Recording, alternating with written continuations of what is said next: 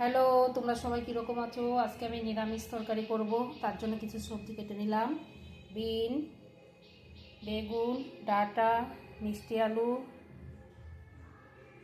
সিম, tomato, বাঁধাকপি, মটরশুঁটি, গাজর, আলু সবগুলো সবজি আমি একসাথেই ভালো করে ধুয়ে নেব।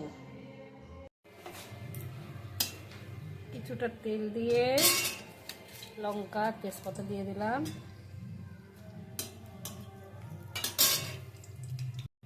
পাঁচফোড়ন দিয়ে ফোড়ন দিয়ে দিলাম। কিছুটা বড়ি ভেজে নিয়েছি। এবার সবজিগুলো দিয়ে দেবো।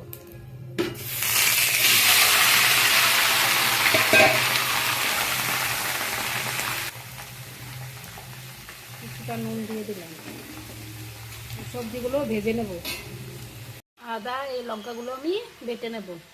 এটা দিয়ে দেবো ধনিয়া। আমার ভাজা হয়ে গেছে। এখন মশলাটা দিয়ে দেবো। দিয়ে দেবো চিনি কিছুটা, দিয়ে দেবো কালারের জন্য কিছুটা হলুদ। ভালো করে কষিয়ে নেব।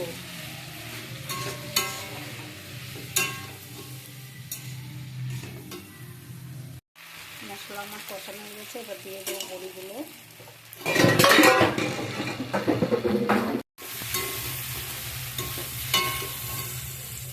সমস্ত কিছু আমার কষানো হয়ে গেছে। এবার দিয়ে দেবো কিছুটা জল।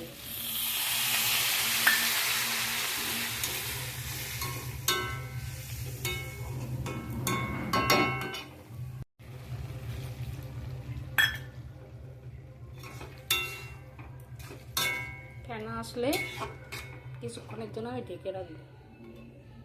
ফেনাটা চলে এসছে। এবার আমি একটু ঢেকে দেবো।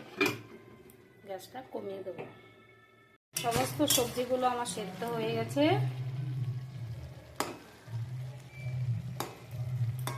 এখন আমি বাড়িতে তৈরি করা কিছুটা ভাজা মশলা দিয়ে দেবো।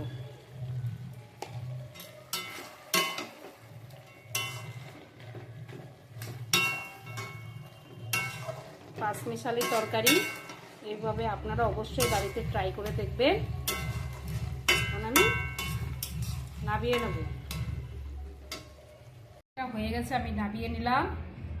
এইভাবে পাঁচমিশালি তরকারি আপনারা খিচুড়ি বা ভাত বা রুটির সাথেই উভয়ের সাথেই খেতে পারবেন। গরম গরম পাঁচমিশালি তরকারি জাস্ট জমে যাবে।